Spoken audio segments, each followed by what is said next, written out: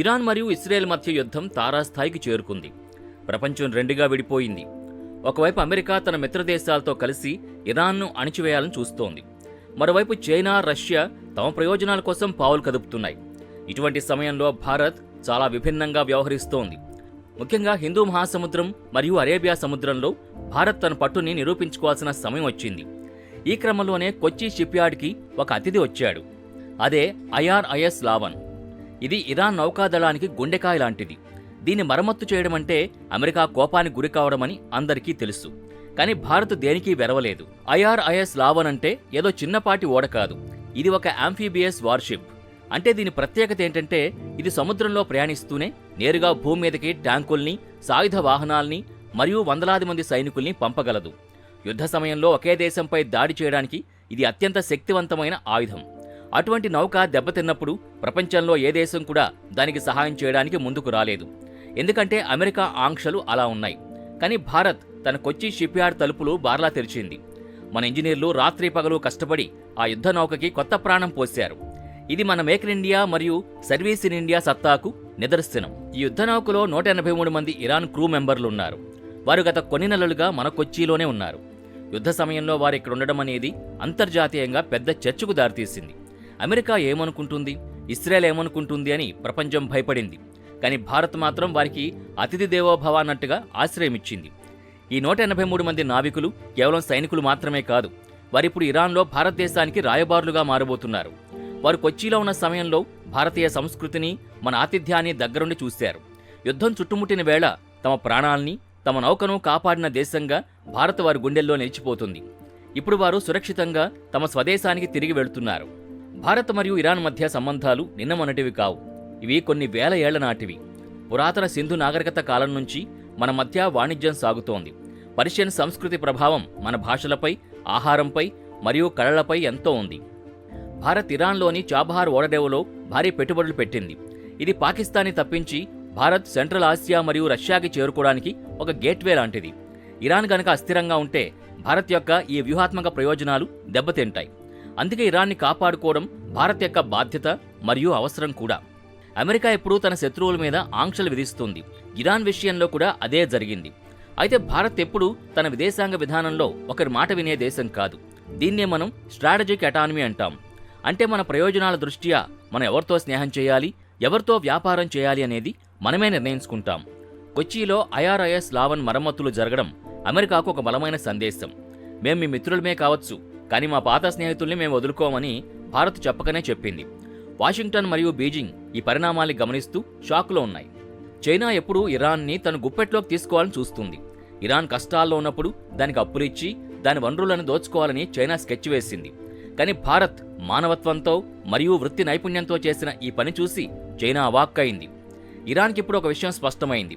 China కేవలం లాభం చూసుకునే స్నేహితుడు, కానీ భారత్ ఆపదలో అండగా నిలిచే నిజమైన మిత్రుడు. 183 మంది నావికులు తిరిగి వెళ్లడం చైనా యొక్క ఆధిపత్య రాజకీయాలకి ఒక పెద్ద చెక్. భారత్ ఇటీవల IMEC అనే ఒక భారీ ప్రాజెక్టును ప్రకటించింది. ఇది భారత్ను అరబ్ దేశాల ద్వారా యూరప్తో కలుపుతుంది. ఈ కారిడార్ విజయవంతం కావాలంటే పర్షియన్ గల్ఫ్ ప్రాంతంలో శాంతి ఉండాలి. ఇరాన్ గనక యుద్ధంలో సర్వనాశనమైతే ఈ కారిడార్ కలగానే మిగిలిపోతుంది. అందుకే ఇరాన్తో దౌత్యపరమైన సంబంధాల్ని కాపాడుకుంటూ వారి యుద్ధ నౌకలకు మరమ్మతులు చేయడం ద్వారా భారత్ ఆ ప్రాంతంలో తన ప్రాముఖ్యతను పెంచుకుంది. కొచ్చి షిప్యార్డ్ ఇప్పుడు కేవలం భారత నౌకలకే కాదు, ప్రపంచ నౌకలన్నింటికీ ఒక కేంద్రంగా మారింది. అమెరికా నౌకాదళం కూడా తమ నౌకల మరమ్మతులకు భారత్ వైపు చూస్తోంది. ఇప్పుడు ఇరాన్ నౌకని విజయవంతంగా మరమ్మతు చేయడం ద్వారా భారత్ ఒక విషయం నిరూపించింది. ప్రపంచంలో ఏ దేశపు యుద్ధ నౌకకైనా కొత్త ప్రాణం పోయగల శక్తి మన ఇంజనీర్స్కుంది. ఇది రక్షణ రంగంలో $100 బిలియన్ మార్కెట్ని భారత్ వైపు మళ్లిస్తుంది. చాలామందికి ఓ సందేహం రావచ్చు, ఇస్రాయెల్ భారత్కి అత్యంత సన్నిహిత మిత్రుడు కదా, మరి ఇరాన్కు సహాయం చేసే ఇస్రాయెల్ ఊరుకుంటుందా అని. ఇక్కడే ఉంది భారత దౌత్య నీతిలోని అసలైన మ్యాజిక్. భారత్ ఎప్పుడూ యుద్ధానికి మద్దతు ఇవ్వదు. మనం ఇరాన్కు చేసిన సహాయం మానవతా దృక్పథంతో చేసింది. మరమ్మతు చేసింది ఒక పాత యుద్ధ నౌకని. దీనివల్ల ఇస్రాయెల్కు వచ్చే నష్టమేమీ లేదు. భారత్ తన తటస్థ విధానాన్ని చాలా పకడ్బందీగా పాటిస్తోంది.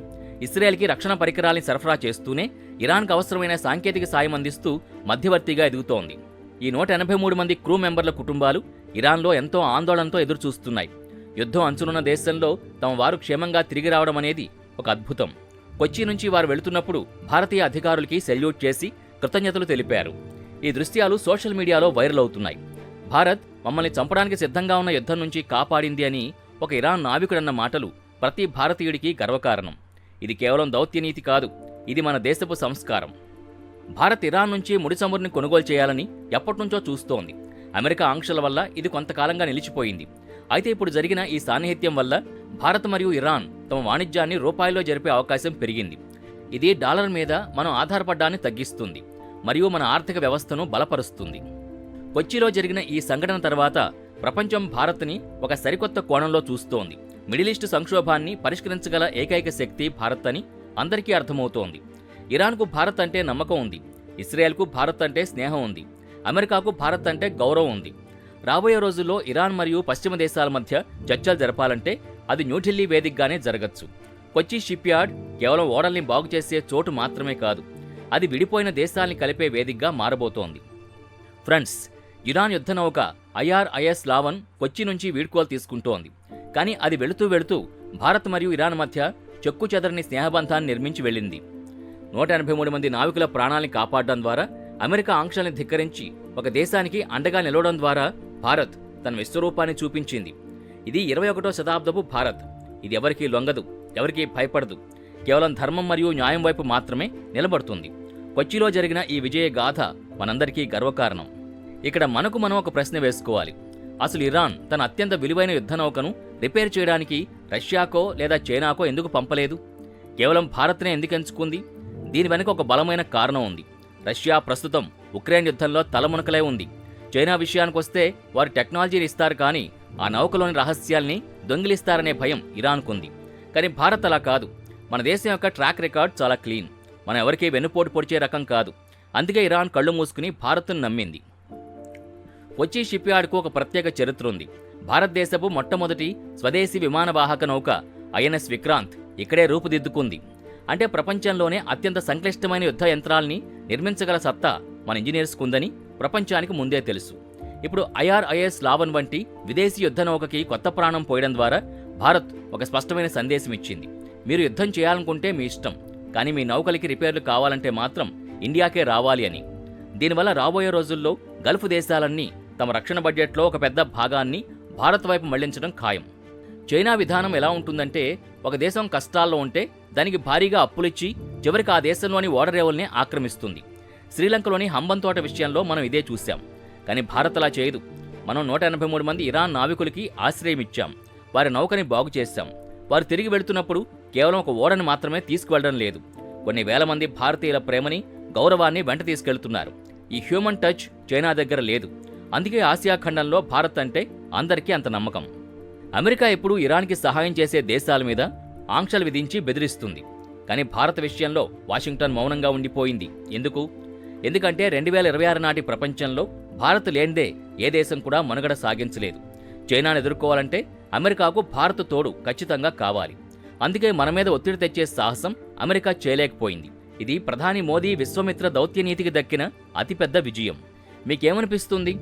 భారత్ ఇరాన్కు చేసిన ఈ సహాయం సరైందేనా? అమెరికా ఆంక్షల్ని పక్కన పెట్టి భారత్ తన సొంత నిర్ణయాలు తీసుకోవడం మీరు సమర్థిస్తారా? మీ అభిప్రాయాల్ని కామెంట్ సెక్షన్లో తప్పకుండా తెలియచేయండి. ఈ వీడియో మీకు నచ్చితే లైక్ చేయండి, మీ ఫ్రెండ్స్తో షేర్ చేయండి. మళ్ళీ మరో ఇంట్రెస్టింగ్ వీడియోతో కలుద్దాం. అంతవరకు సెలవు. జై హింద్.